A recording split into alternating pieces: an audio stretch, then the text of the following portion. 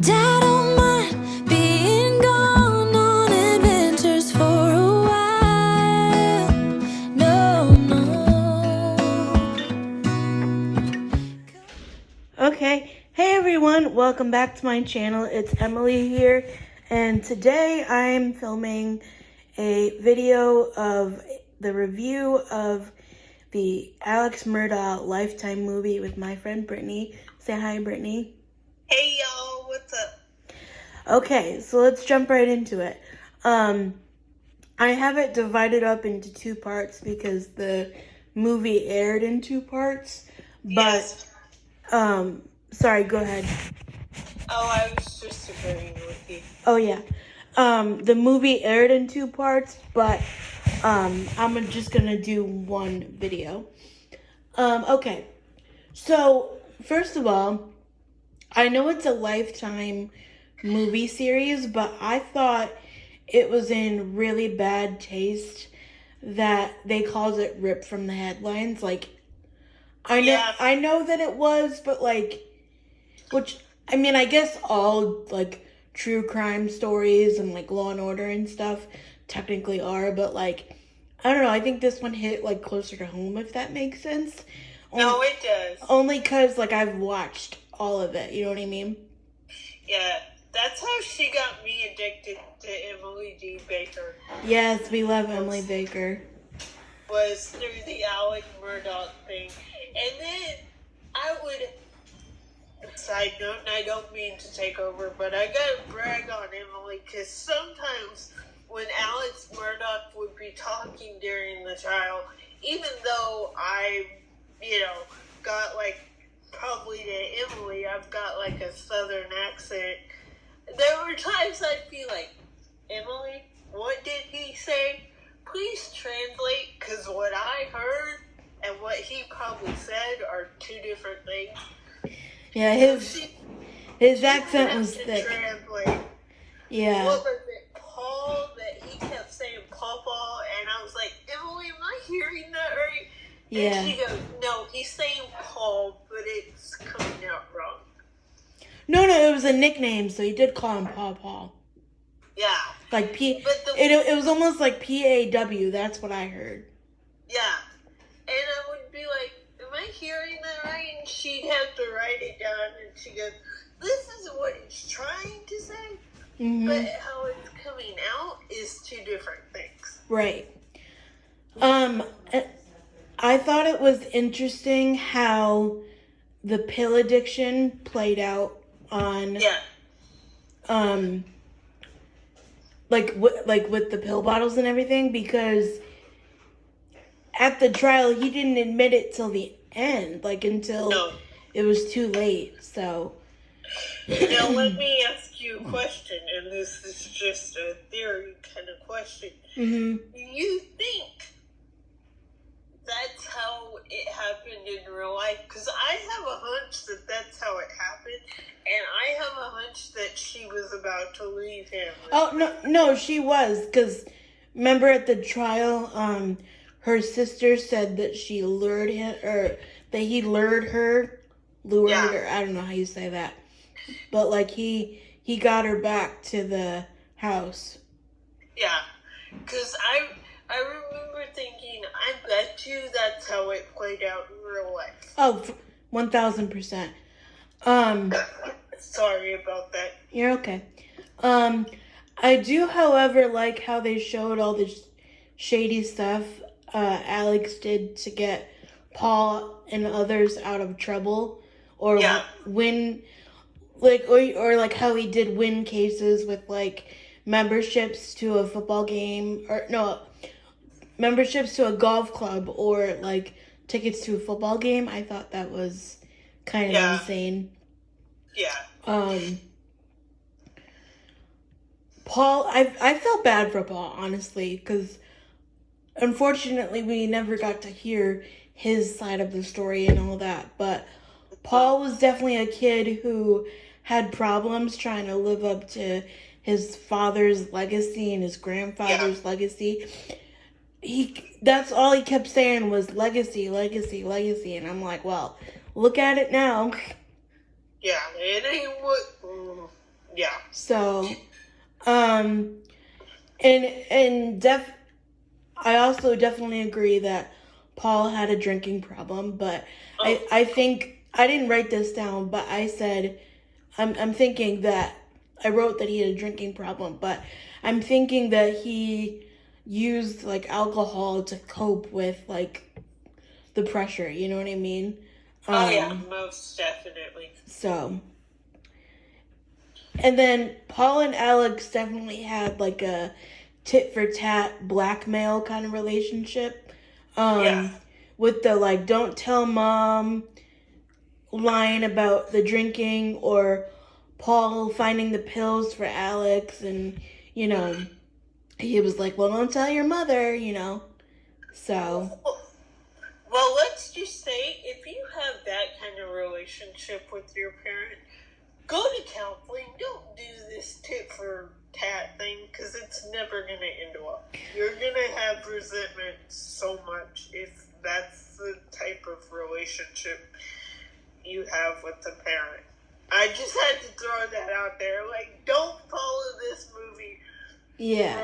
Or just even the or even the trial in just the trial in general too. Yeah. But this is what you don't do. Don't follow it for any advice. legal advice, parenting advice, 5,000%. Don't do that. The next thing I said was they definitely lied and or had something to do with Gloria's death. In the Oh God. In the movie, Gloria asked Alex for help when she was on the ground. They had the actress say like, help me, you know, whatever. But he told, in the movie, told the police officer that she was unconscious. And I believe actually she was like talking gibberish on the 911 call, like when that was made, and then she went unconscious in real life. So it was definitely a similar scenario between the movie and real life. Yeah. They definitely did. I don't want to say they did well for a movie, but like they definitely like played out all of the. I think they stuck very close to what probably actually did happen in real life. Right. It's well, not unfortunately, but we don't know what happened. We can only imagine. We know some parts of it because of footage and stuff, but we don't know a definite, oh, this is what happened. So they did do pretty good first going, okay, that's 90% probably of what happened. Yeah. So moving on from that, Maggie was really taking Gloria's death hard. Alex wasn't very nice to her. And it seemed like Alex wasn't very nice to Maggie or Gloria really, but and it seemed like Gloria was Maggie's only friend, which was weird to me, like how that played out in the movie, because in the court trial, the emergency call, Maggie seemed kind of rude to the dispatcher. Yeah.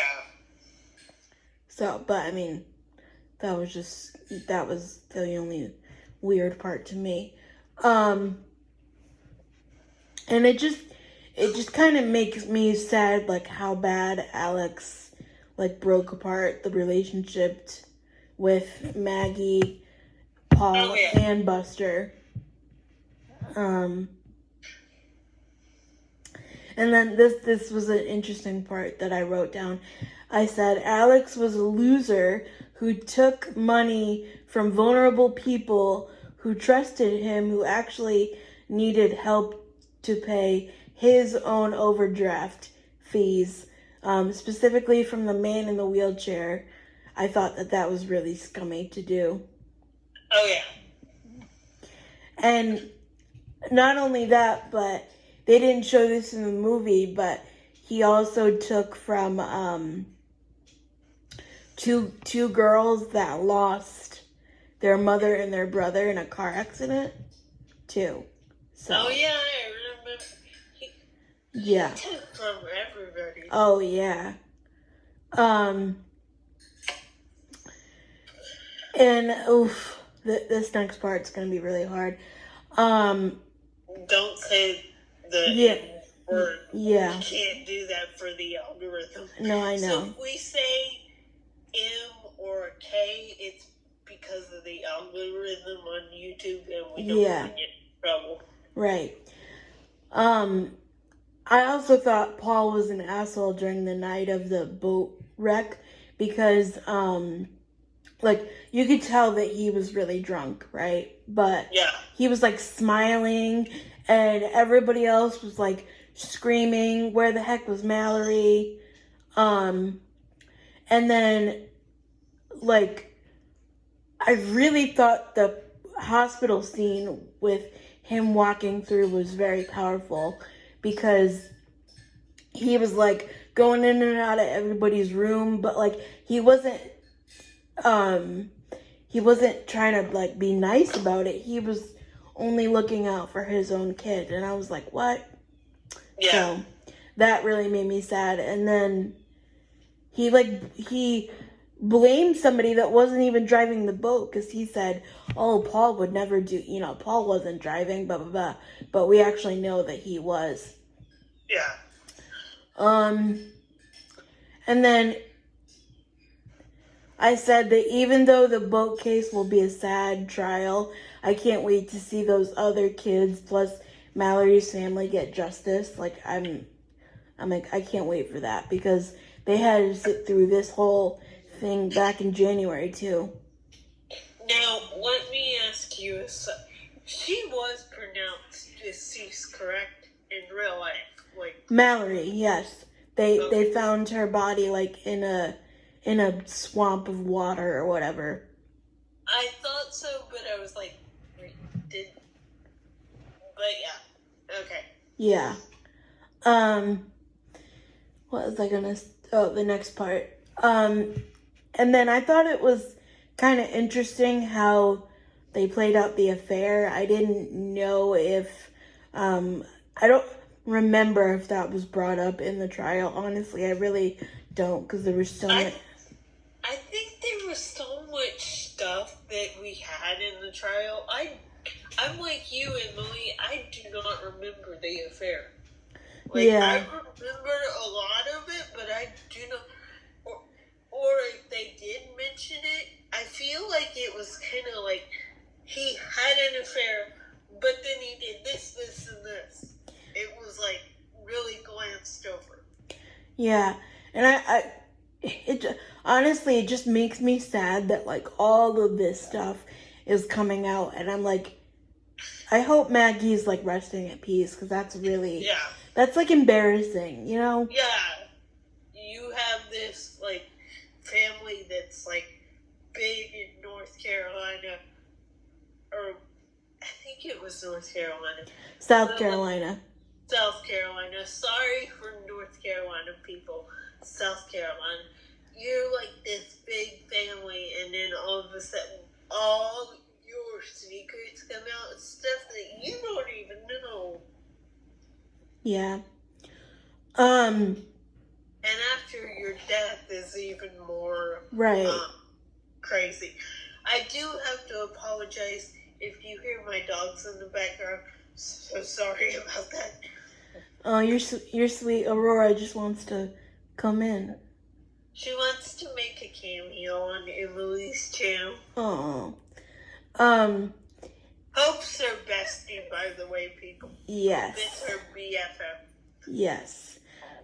I have a theory why Alex did what he did to Paul and Maggie. Okay, hear your theory, because it's probably dead on. No pun intended. It's probably accurate. Yeah. My theory is that he did what he did to Paul and Maggie. And that's because Maggie threatened to divorce him. And wanted, and he didn't want to, and she wanted to be alone, and he didn't want to be lonely, and he wanted to keep the perfect family. I'm doing air quotes, you can't see me, but he wanted to keep the perfect family image together. And Paul, we already know, wasn't living up to that. So, yeah. Yeah, that's it. So, yeah. Now we can move on to part 2. This part is a little shorter because it was just the part where it goes into the trial, like, you know. Yeah.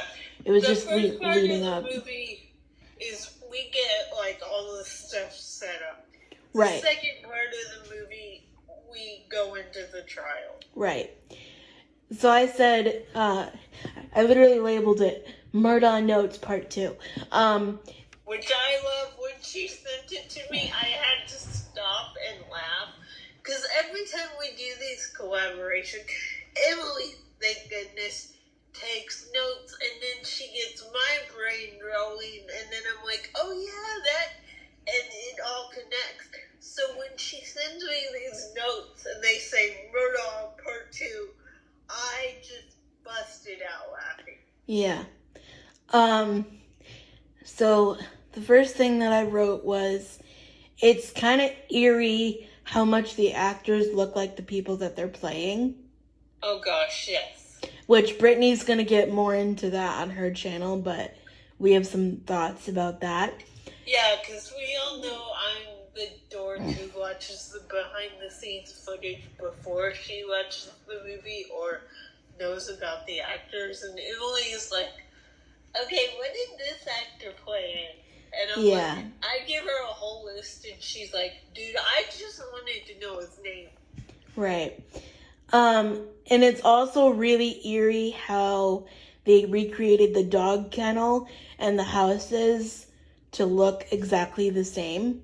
Yeah, could you imagine, like being an actor? Oh, I just got the chills. Alex didn't cry when talking to investigators. However, he did cry when his father died, as there was no one left to clean up his or Paul's messes for them. That was very telling to me. Yeah, that was. He also told the nurse to lie, who was the nurse for his mother who had Alzheimer's. And he offered to pay for her wedding. That was gross. Like, that was just gross. Yeah. I would have never taken that money. Right. She didn't end up lying, though, and she told him no because during the trial, like, they got into that. Like, they said, oh, did he try to get you to lie? Blah, blah, blah, blah, blah, you know? And she actually said, yeah, like, and I was really upset about it because my brother or, you know, somebody in her family. Sorry about that. You're fine. Do you need some water? No, I'm good. I just didn't want to cough. Okay. On camera. Yeah. Somebody in her family, I believe it's her brother, was a law enforcement officer, and he goes, you don't lie, like, don't, you know, tell the truth, like, you know, so, because, I don't know. Yeah. And she was real, her testimony made me sad, because she was real emotional. Yeah. Because you could tell. She cared about the people. Right, because who doesn't love a little old lady, like, you know. Yeah. Yeah. So, and they did, Alex really, did poor Stephen Smith dirty, who was the kid who, was, you know, hurt and stuff. Well, he was actually killed, but, you know, yeah. So, I think Buster should just admit that he was involved and let the man rest in peace. Cause do you watch Mandy Manny's podcast? I've seen it. Yeah, I've seen it. Yeah, she has his mom a lot on in video and stuff. And they just they're still working on his case to this day. So I thought this part was interesting in the movie because we didn't really get this in the trial. Again, I don't remember, but it's actually coming up on a year because I think it started in January, so which is crazy. Yeah. Alex's drug dealer was a GANG member. Yeah. And he stole money from his clients to feed the habit. So Yeah. Alex was definitely too much of a coward to face his crimes.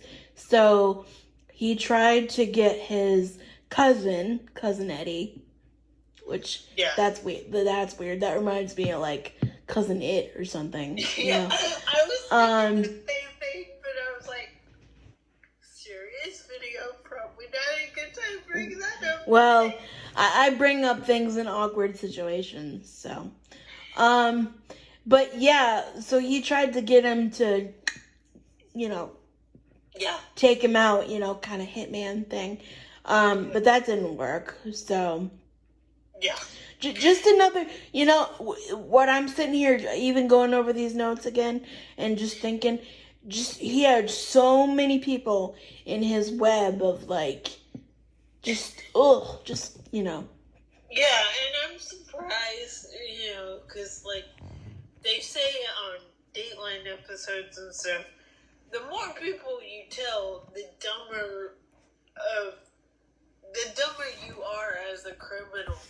And I'm honestly surprised that it took that long for him to, like, I would have thought he would have got caught on, the charges of having stuff he shouldn't have before the end.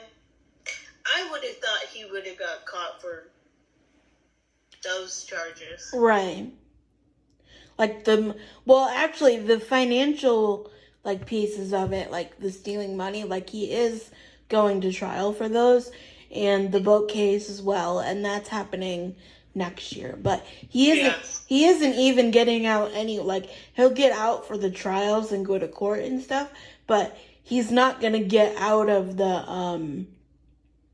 But you'd have thought, as many people as he, like, put in his web, that the cops and stuff, or, like, it would have been caught before the imp happened. Yeah.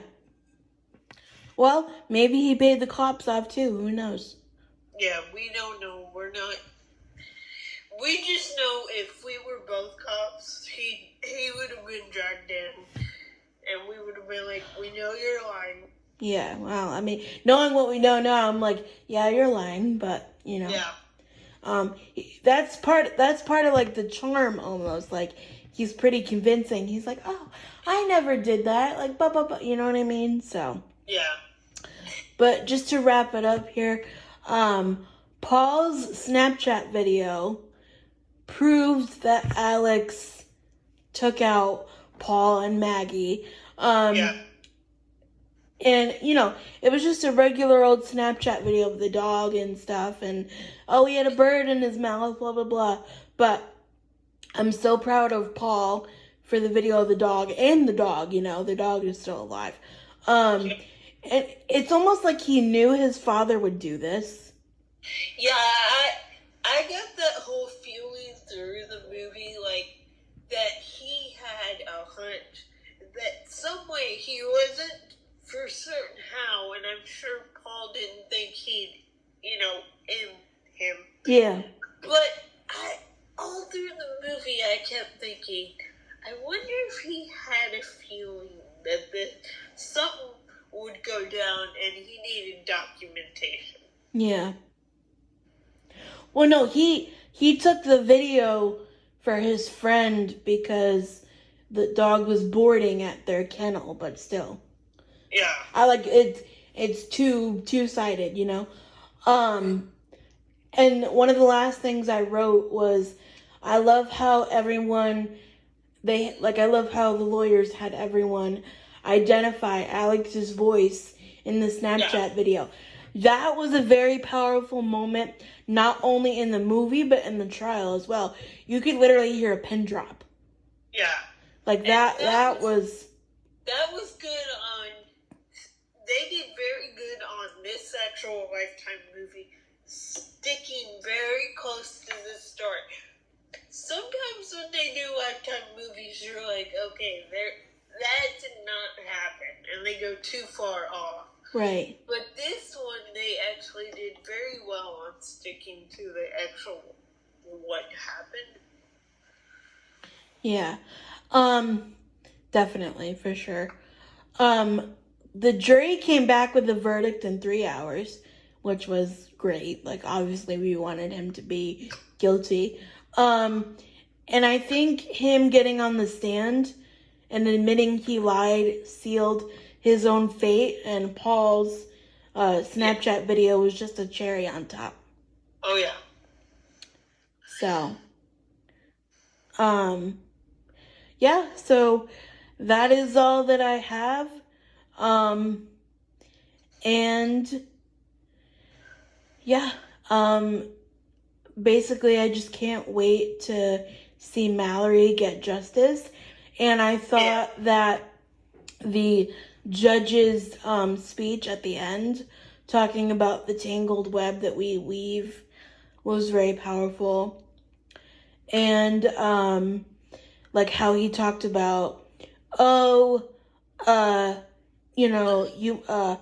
and Maggie must have to visit you every night, and like, I hope they do, and basically kind of haunt you. He didn't say that, but that's what he implied, so. Yeah. Which, let's hope they are kind of haunting him, because that would be a little bit of justice. Right. But anyway, that is all for my video. And now we're going to scoot over to Brittany's channel. So I will see you guys there. Bye, everybody.